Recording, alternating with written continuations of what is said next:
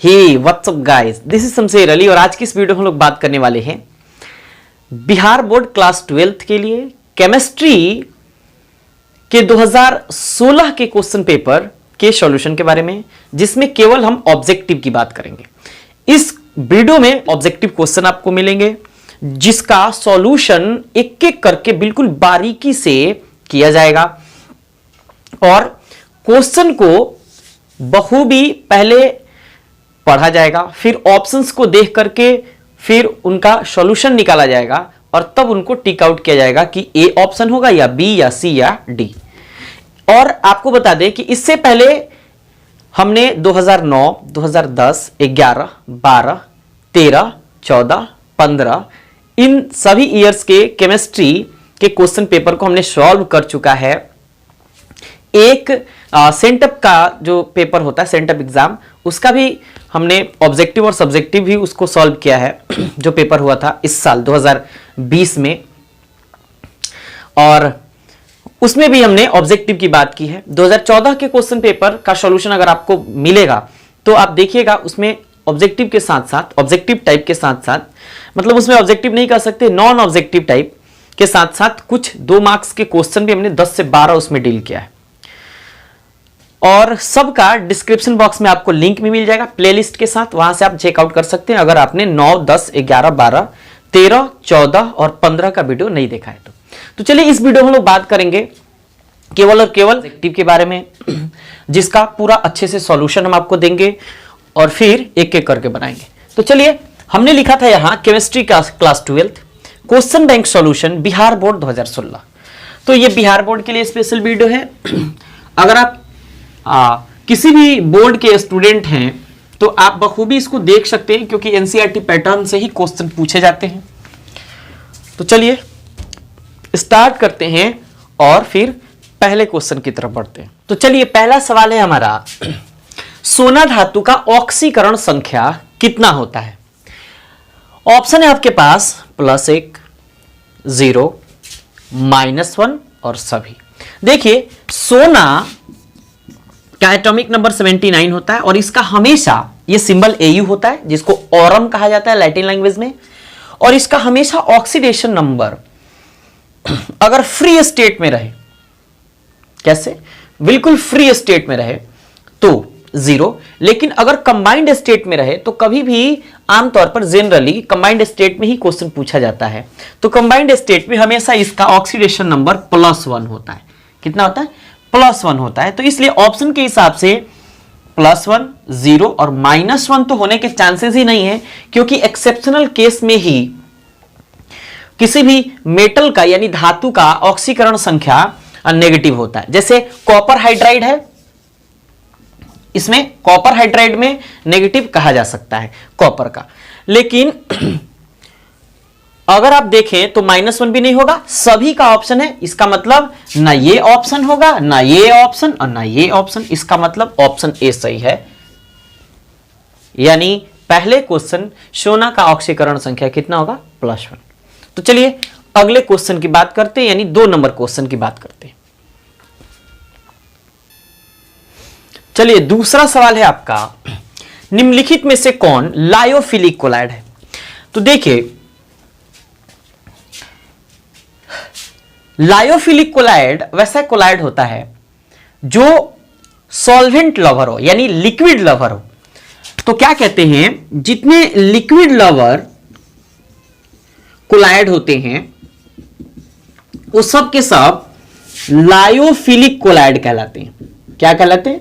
Lyophilic collide कहलाते हैं। जैसे मान के चलिए, आपको हम एग्जांपल के तौर पर कहते हैं, जैसे च्युइंगम, क्या कह सकते हैं? च्युइंगम। फिर गम यानी गोंद, क्या कहते हैं इसको? गोंद। फिर आप ये कह सकते हैं जिलेटिन, ये भी लिक्विड लवर होता है, जिलेटिन। उसके बाद कह सकते हैं स्टार्च, ये सब के सब क्या होते हैं? लिक्विड लवर होते हैं। तो च्युइंगम, गम, जिलेटिन, स्टार्च, ये सब लिक्विड लवर हैं। तो अब ऑप्शंस में से चेक करिए आप। दूध है, गोंद है, देखिए गोंद ऑप्शन में आ गया, कुहासा, रक्त। तो ये गम यानी गोंद जो है ये लायोफिलिक कोलाइड है, तो इसलिए इसका बी ऑप्शन सही होगा। चलिए आप लिख लीजिए। हाँ, आपसे एक रिक्वेस्ट है कि आप कॉपी पेन लेकर के बैठे, अन्यथा वीडियो ना देखें, क्योंकि आपका देखो भाई, मेरा कोई नुकसान नहीं है और आपका ही नुकसान होगा अगर आप वीडियो देखते हैं, नोट नहीं करते अपने कॉपी में, नोटबुक में, तो फिर आपका ही नुकसान है। फिर आपको वीडियो देखने की जरूरत पड़ेगी अगर बाय द वे कहीं क्वेश्चन आपको ऐसे मिल जाता है तो, है ना। तो आपसे गुजारिश रहेगी, हम्बल रिक्वेस्ट जिसको कहते हैं, वो रहेगी कि आप कॉपी पेन लेकर के बैठे, नोट्स बनाएं। क्लियर? तो चलिए इसका आंसर होगा गोंद यानी गम। और तीसरे क्वेश्चन की तरफ बढ़ते हैं। लिखिए, तीसरे सवाल की तरफ बढ़ते हैं और तीसरा सवाल है, निम्न में से कौन शक्तिशाली ऑक्सीकारक पदार्थ है, यानी कौन एक स्ट्रॉन्ग ऑक्सीडाइजिंग एजेंट है। ऑक्सीकारक को उपचायक के नाम से भी जानते हैं, आप समझ सकते हैं। अब देखिए ऑप्शन क्या है, फ्लोरीन, क्लोरीन, ब्रोमीन, आयोडीन। और ये सब के सब ग्रुप 17 के हैलोजन हैं, पेरियोडिक टेबल के ग्रुप 17 के क्या है, हैलोजन है। इनको हैलोजन्स कहा जाता है क्योंकि ग्रीक लैंग्वेज में हैलोजन्स का मतलब साल्ट प्रोड्यूसर होता है। क्या होता है? साल्ट प्रोड्यूसर, यानी कि लवण का उत्पादन करने वाला। अब देखिए जितने हैलोजन होते हैं ये स्ट्रॉन्ग ऑक्सीडाइजिंग एजेंट होते हैं। उसमें भी अगर पूछा जाता है कि स्ट्रॉन्ग ऑक्सीडाइजिंग एजेंट यानी प्रबल ऑक्सीकारक होते हैं, एक शक्तिशाली ऑक्सीकारक होते हैं, लेकिन अगर फ्लोरीन, क्लोरीन, ब्रोमीन, आयोडीन में से पूछा जाए कि कौन शक्तिशाली होगा, तो उसका जो ऑर्डर होता है, तो इधर लिखते हैं ऑक्सीडाइजिंग प्रॉपर्टी का ऑर्डर यानी ऑर्डर ऑफ ऑक्सीडाइजिंग प्रॉपर्टी क्या होता है भाई? सबसे ज्यादा फ्लोरीन, फिर क्लोरीन, फिर ब्रोमीन और फिर आयोडीन। ये इसका ऑर्डर होता है। मतलब ये शक्तिशाली और ये दुर्बल ऑक्सीकारक कहलाएगा इन चारों के केस में। तो इसलिए ऑप्शन के हिसाब से पहला ऑप्शन फ्लोरीन सही होगा। तो आप इसको लिखिए और फिर हम चौथे क्वेश्चन की तरफ बढ़ते हैं। आप इनको भी लिखते हुए चलिएगा तो आपके लिए हेल्पफुल ही रहेगा, क्योंकि अगर इन चीजों को, इन छोटे छोटे चीजों को आप लिखते हैं तो आपकी काफी अच्छी तैयारी हो सकती है। तो चलिए चौथे क्वेश्चन की तरफ बढ़ते हैं। चलिए अगला क्वेश्चन है 6 नंबर। फैराडे का विद्युत अपघटन नियम निम्न में से किससे संबंधित है? ऑप्शन है धनायन के परमाणु भार से। तो कभी भी फैराडे का विद्युत अपघटन नियम धनायन के परमाणु भार से बिल्कुल भी संबंधित नहीं है। ऑप्शन ए बिल्कुल कैंसिल करेंगे। धनायन की गति से बिल्कुल गलत। ऋणायन की गति से यह भी नहीं। ऑप्शन कौन बच रहा है? ऑप्शन कौन बच रहा है? डी, इलेक्ट्रोलाइट के समतुल्य भार से। तो इसलिए किसी भी इलेक्ट्रोलाइट का अगर समतुल्य भार हो तो उसी से संबंधित फैराडे का विद्युत अपघटन का द्वितीय नियम होता है। कौन सा नियम? द्वितीय नियम। तो इसलिए यह डी ऑप्शन आपका सही होगा। और इसको लिखिए और फिर हम 7 नंबर क्वेश्चन की तरफ आगे बढ़ते हैं। तो 7 नंबर सवाल है, सीनाबार कहा जाता है। किसको सीनाबार कहा जाता है भाई? 4 ऑप्शन है आपके पास। HGS, इसको बर्मिलियन के नाम से जाना जाता है या सिंदूर भी कह सकते हो। PBS, इसको कहा जाता है गैलेना, इसको जिंक ब्लेंड, और ये हाइड्रोजन सल्फाइड। तो देखिए इसको सीनाबार कहा जाता है, इसको गैलेना कहा जाता है। अयस्क की बात हो रही है, ये लेड का अयस्क है और सल्फाइड अयस्क है। ये भी सल्फाइड अयस्क है, ये भी सल्फाइड अयस्क, ये भी सल्फाइड अयस्क, सब के सब सल्फाइड अयस्क। ये है गैलेना और ये है जिंक ब्लेंड, इसको क्या कहते हैं? Zinc blende. और ये इसको कहते हैं हाइड्रोजन सल्फाइड। क्या कहते हैं? Hydrogen sulphide. अब जरा देखिए, हाइड्रोजन सल्फाइड ज्वालामुखी में सल्फर के फॉर्म में पाया जाता है, मतलब सल्फर कंबाइंड स्टेट में पाया जाता है। तो हाइड्रोजन सल्फाइड के फॉर्म में ही पाया जाता है। किसमें? ज्वालामुखी में। याद रखिएगा, बहुत इंपॉर्टेंट है। अच्छा, हमारी बात सीनाबार की है, तो सीनाबार की है तो क्या कहिएगा? सिनाबार का केमिकल फॉर्मूला HGS होता है, ये ऑप्शन सही होगा। अगर आपसे गैलेना कहता है तो PBS, जिंक ब्लेंड कहता है तो ZNS। चलिए आप इसको लिखिए। हाँ, ये इसके ऊपर मतलब ये अयस्कों के ऊपर ये सब के सब सल्फाइड अयस्क है और ये मरकरी का अयस्क है, प्रमुख अयस्क है। ये भी लेड यानी सीसा का प्रमुख अयस्क है, ये जिंक का प्रमुख अयस्क है। इसी से इनका निष्कर्षण किया जाता है और इसके ऊपर हमने एक पूरा डिटेल वीडियो बना रखा है। आप चैनल पर जाकर के लोगों पर क्लिक करिएगा, वीडियो में जाइएगा, नीचे आपको ओर्स यानी अयस्क, एल्यूमिनियम का, कॉपर का, जिंक का, लेड का, बहुत सारा आपको अयस्क मिलेगा। उसमें लगभग हमने 30 अयस्क को बता रखा है। तो चलिए अब हम इसके बाद 8वें क्वेश्चन की तरफ बढ़ते हैं। 8 नंबर सवाल है आपका, परमाणु द्रव्यमान बराबर होता है, किसके बराबर होता है? तो देखिए ऑप्शन है परमाणु की इलेक्ट्रॉन की संख्या के बराबर। एक बात बताइए, परमाणु द्रव्यमान को A से डिनोट किया जाता है। क्यों किया जाता है इसके ऊपर भी हमने पार्टिकुलर एक वीडियो बना रखा है। आप सर्च करिएगा YouTube पर कि परमाणु द्रव्यमान को A से क्यों सूचित करते हैं शमशेर अली, सर्च करिएगा आ जाएगा, आप वहां से देख सकते हैं इसको, इसका क्यों आप वहां से देख सकते हैं।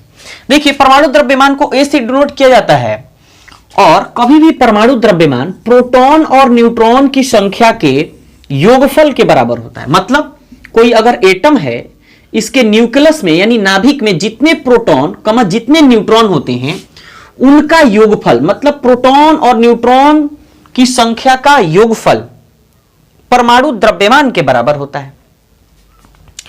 तो इसलिए हम यहां लिखेंगे कि परमाणु संख्या बराबर प्रोटॉन की संख्या प्लस न्यूट्रॉन की संख्या। अब हमारा कॉन्सेप्ट डायरेक्ट चेक करना है और उसके हिसाब से ऑप्शन चेक करना है। कॉन्सेप्ट ऑप्शन दो ही काम करना है, बाकी काम आपका हो जाएगा। देखिएगा परमाणु की इलेक्ट्रॉन की संख्या के बराबर। एक बात बताइए, यहां इलेक्ट्रॉन का कोई जिक्र नहीं है, प्रोटॉन और न्यूट्रॉन का जिक्र है, इसका मतलब ए ऑप्शन बिल्कुल गलत है।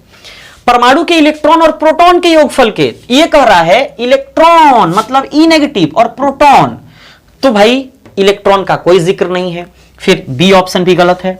नेक्स्ट है परमाणु के न्यूट्रॉन यानी न्यूट्रॉन प्रोटॉन की संख्या के योगफल, न्यूट्रॉन प्रोटॉन की संख्या के योगफल के बराबर, इसका मतलब सी ऑप्शन सही है, क्योंकि परमाणु संख्या हमेशा प्रोटॉन और न्यूट्रॉन की संख्या के योगफल के बराबर होता है। बात क्लियर हो गई? तो सी ऑप्शन इसका टिक लगाइएगा।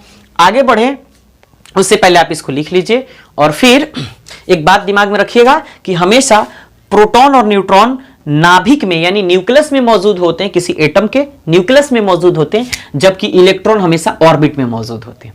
बात क्लियर? तो चलिए आगे हम लिखते हैं 9 नंबर क्वेश्चन और इसको आप लिख लीजिए। तो देखिए 9 नंबर सवाल है आपका, बिना बूझा चूना क्या है? बिना बूझा चूना का केमिकल फॉर्मूला CaO यानी कैल्शियम ऑक्साइड होता है। इसको कली चूना के नाम से जानते हैं या अंग्रेजी में इसको क्विक लाइम कहते हैं या सिर्फ लाइम कहते हैं। केमिकल फॉर्मूला अगर आपको नहीं याद हो तो हमने हाल ही में अभी केमिकल फॉर्मूला के लिए लगभग 50 से ज्यादा केमिकल फॉर्मूला उस वीडियो में मौजूद है, उसको हमने बना रखा है, जाकर के देख सकते हैं, क्योंकि केमिकल फॉर्मूला से भी क्वेश्चन पूछा जा रहा है। बिना बुझा चूना को जब जल में डाला जाता है तो अभिक्रिया होती है। बिना बुझा चूना को जब जल में डाला जाता है यानी कैल्शियम ऑक्साइड यानी चूना को जब जल में डालते हैं तो रिएक्शन होती है और रिएक्शन में कैल्शियम हाइड्रोक्साइड यानी कि बूझा हुआ चूना जिसको हम लोग दूधिया चूना या अंग्रेजी में स्लैक्ट लाइम कहते हैं, उसका निर्माण होता है और काफी बड़ी मात्रा में हीट एनर्जी यानी उष्मा ऊर्जा का निर्माण होता है। और जिस रासायनिक अभिक्रिया में आप 10th क्लास में पढ़ के आ चुके हैं, जिस केमिकल रिएक्शन में काफी ज्यादा मात्रा में हीट इवॉल्व हो, उष्मा ऊर्जा निकले, उस रिएक्शन को यानी उस रासायनिक अभिक्रिया को उष्माक्षेपी यानी एक्सोथर्मिक केमिकल रिएक्शन कहते हैं। तो उष्माक्षेपी जरा चेक करिए इस ऑप्शन में कहां है? पहला ही है, ऑप्शन ए सही होगा। बात क्लियर हो गई?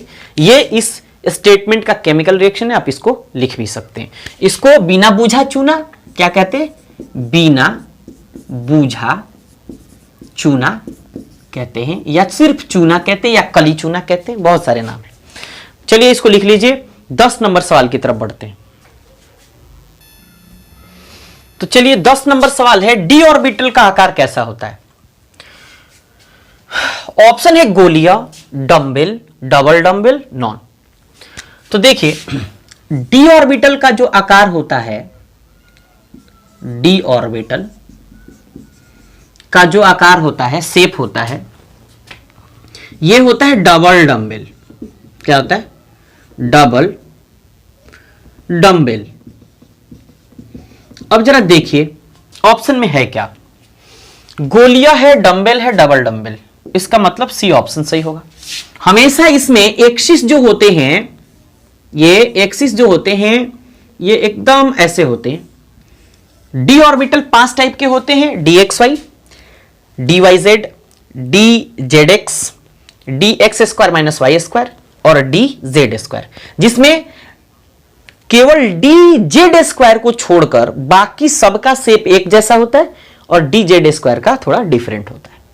बात क्लियर हो गई? इसमें कितने लोब्स होते हैं? इसमें 4 लोब्स होते हैं, एक नोडल प्लेन होता है, एक नोड्स होता है। तो आप इसको देख सकते हैं, ये जेड एक्सिस होता है, ये वाई एक्सिस होता है, ये एक्स एक्सिस होता है। आप ऐसे बना सकते हैं। अगर बात पूछे कि भाई पी ऑर्बिटल का कैसा, तो पी ऑर्बिटल का डंबल होता है, पी ऑर्बिटल का डंबल होता है। आप यहां से px अगर बनाना चाहें, पी ऑर्बिटल भी 3 टाइप के, px, py और pz आप लिख सकते हैं।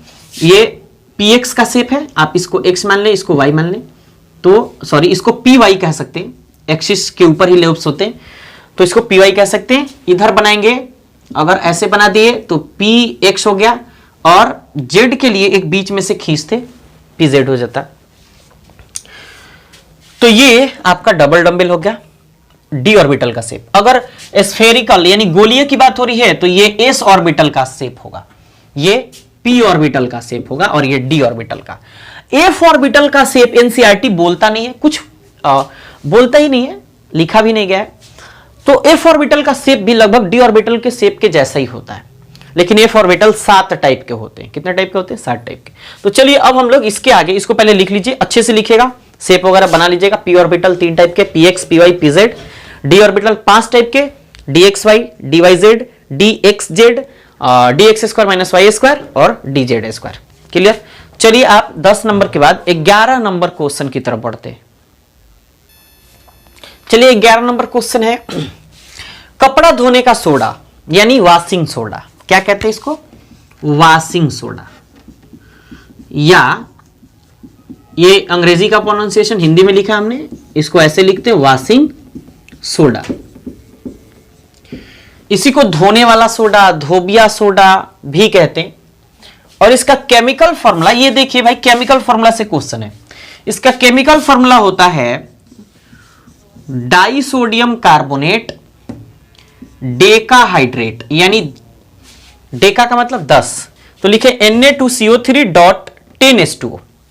जरा चेक करिए इन ऑप्शंस में से कौन ऑप्शन सही है।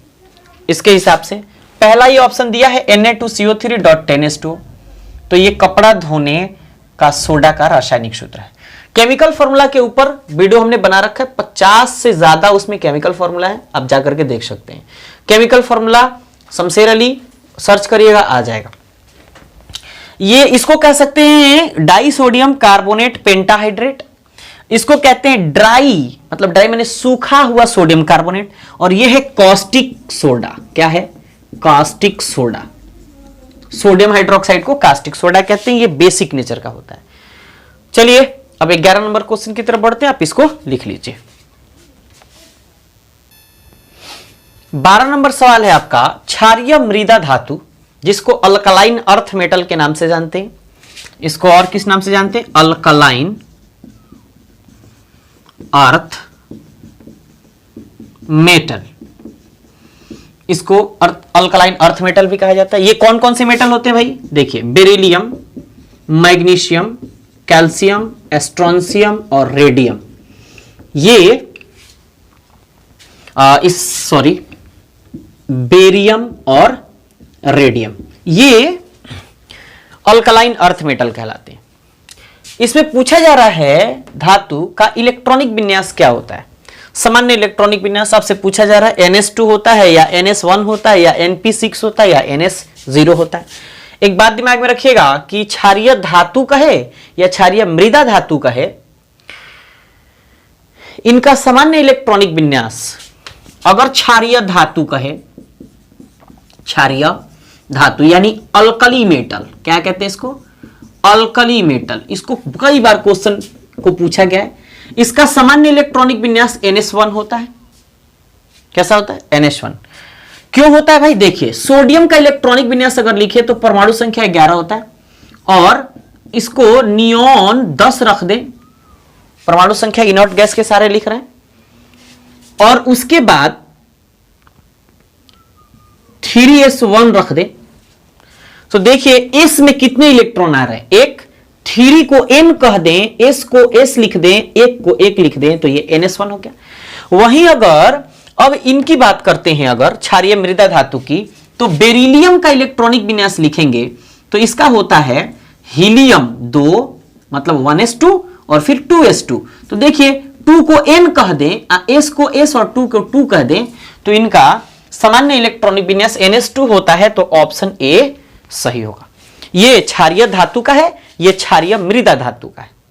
तो हमारा सवाल है क्षारीय मृदा धातु, ऑप्शन ए सही होगा, NS2, क्योंकि सबके लास्ट में NS2 ही आएगा। और क्षारीय धातु की केवल बात होती, मतलब lithium, sodium, potassium, rubidium, caesium और फ्रांसियम की, तो ये NS1 होता। बात क्लियर? चलिए आप इसको लिखिए और 13 नंबर सवाल की तरफ बढ़ते हैं। चलिए 13 नंबर सवाल है आपका, बूझा हुआ चूना है। बूझा हुआ चूना को अंग्रेजी में स्लैग्ड लाइम कहते हैं। क्या कहते हैं? स्लैग्ड लाइम, या इसी को दूधिया चूना भी कहते हैं। हिंदी में क्या कहते हैं? दूधिया चूना, या इसी को सफेदी या सफेदा या सफेद चूना भी कहते हैं। ऐसे भी कहते हैं, गांव में लोग ऐसे कहते हैं। और इसका केमिकल फॉर्मूला होता है CaOH ट्वाइस। बात क्लियर हो गई? देखिए, और केमिकल फॉर्मूला के ऊपर हमने वीडियो भी बना रखा है, जाकर के देखिए। अब देखिए, इसके बाद देख लीजिएगा। देखिए ये कैल्शियम ऑक्साइड है, इसको कहते हैं चूना या काली चूना, या इसी को अभी बताए होंगे एक दो क्वेश्चन के पहले कि इसी को बिना बुझा हुआ चूना भी कहते हैं। ये CaCO3 कैल्शियम कार्बोनेट है, जिसको संगमरमर या चूना पत्थर कहते हैं, या इसी को मार्बल या इसी को मोती भी कहते हैं। और ये कैल्शियम हाइड्रोक्साइड है, देखिए कैल्शियम हाइड्रोक्साइड मैच कर रहा है, इसी को हम लोग बुझा हुआ चूना कहते हैं। बात क्लियर हो गई? क्योंकि कैल्शियम ऑक्साइड को जल से मिलाने के बाद इसका जो शक्ति होता है, इसमें जो हीट एनर्जी होती है वो बाहर निकल जाता है और इसकी एनर्जी बुझ जाती है, मतलब खत्म हो जाती है, इसलिए इसको बुझा हुआ चूना कहते हैं। और इसी का इस्तेमाल लोग ना ऐसे रगड़ रगड़ के खैनी खाने में करते हैं, मतलब तंबाकू खाने में करते हैं, इसी बुझे हुए चूने का इस्तेमाल करते हैं। यह है कैल्शियम क्लोराइड या कैल्शियम डाइक्लोराइड भी कह सकते हो। ऑप्शन सी होगा, आप टिक लगा लीजिएगा। आगे बढ़ते और लिख लीजिएगा। चलिए आगे बढ़ते। तो चलिए 14 नंबर सवाल है आपका, बाह्यतम विन्यास 3d6 4s2 है। क्या है भाई, जरा चेक करते हैं। ये आपसे ऑप्शन में पूछा जा रहा है, ये कैल्शियम को विन्यास, बाह्यतम विन्यास चेक करते हैं, या जिंक को, या मैग्नीशियम को, या कॉपर को। अब जरा देखिए,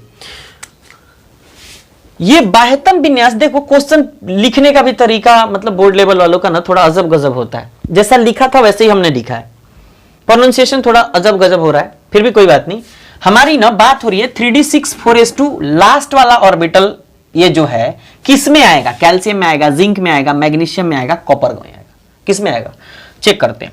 देखिए भाई, कैल्शियम का इलेक्ट्रॉनिक कॉन्फ़िगरेशन लिखेंगे, फिर जिंक का लिखेंगे, फिर मैग्नीशियम का लिखेंगे, और फिर कॉपर का लिखेंगे। ये सबका एटॉमिक नंबर भी हम लिख दे रहे हैं। कैल्शियम का 20, जिंक का 30, मैग्नीशियम का 12, कॉपर का 29। इलेक्ट्रॉनिक कॉन्फ़िगरेशन लिखेगा तो कहिएगा 1s2, 2s2, 2p6, 3s2 और 3p6 और 4s2। ये कैल्शियम का इलेक्ट्रॉनिक विन्यास है। कैल्शियम चूंकि एस ब्लॉक का तत्व है इसलिए केवल NH2 होता है, इसका मतलब ये अंतिम इसका ऑर्बिटल है, यानी 4s2। आगे बात करते हैं जिंक के लिए, तो देखिए कहेंगे 1s2 2s2 2p6 3s2 3p6 4s2 3d10, यानी कि ये 4s2 3d10 किसके लिए है? 4s2 3d10 ये किसके लिए भाई? जिंक के लिए, यानी कि NH2 ND10।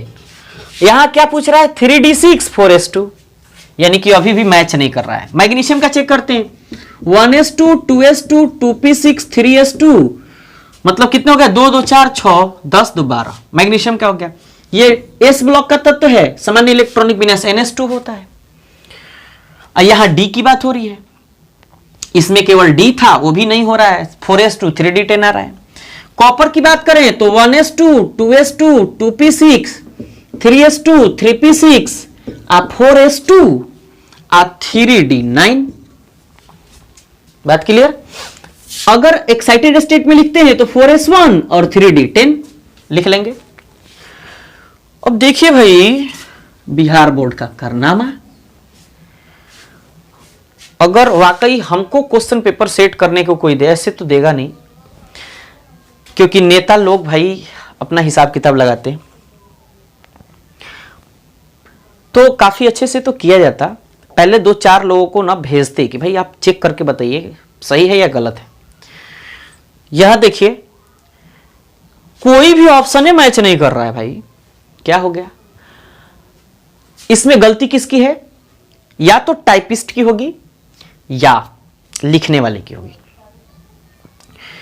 CBSE वाला अगर पेपर देख लेता ना तो मार के गाल एकदम लाल कर देता, क्योंकि क्वेश्चन पेपर सही होने चाहिए, इससे विद्यार्थी असमंजस में पड़ जाते हैं कि भाई कौन सा ऑप्शन सही होगा। तो देखिए चारों ऑप्शन में से कोई ऑप्शन सही नहीं है, इसका मतलब देखिए ये कॉपर का सामान्य इलेक्ट्रॉनिक विन्यास आ रहा है 4s2, जिंक का आ रहा है 4s2 3d10, मैग्नीशियम का आ रहा है 3s2 और कॉपर का आ रहा है 4s1 3d10। कोई ऑप्शन मैच नहीं कर रहा है। जरा चेक करिए 3d6 4s2 से किससे मैच करेगा वो भी बता देते हैं। देखिएगा आयरन का परमाणु संख्या होता है 26, इलेक्ट्रॉनिक विन्यास लिखेंगे 1s2 2s2 2p6 3s2 3p6 4s2 3d6। जरा चेक करिए 26 परमाणु संख्या के लिए तो 2 2 4 6 10 2 12 6 18 2 20 6 26। देखिए 4s2 3d6 4s2 3d6 4s2 3d6। d orbital की एनर्जी ज्यादा होती है एस से, तो एस को बाद में लिख दिया है, डी को पहले लिखा है, तो 3d6 4s2 किसका होगा? आयरन का। आप आंसर आयरन लिख लीजिएगा और ऑप्शन वहां लिखिएगा, ऑप्शन में इनमें से कोई नहीं, लेकिन पूरा सॉल्यूशन जरूर बनाइएगा। बात क्लियर हो गई? तो चलिए ये पूरा सॉल्यूशन बताता है कि बिहार बोर्ड के जितने चमचे होंगे उनके गाल पर ये तमाचा है। बात क्लियर हो गई? चलिए आप इनको लिखिए और फिर हम 15 नंबर क्वेश्चन की तरफ आगे बढ़ते हैं।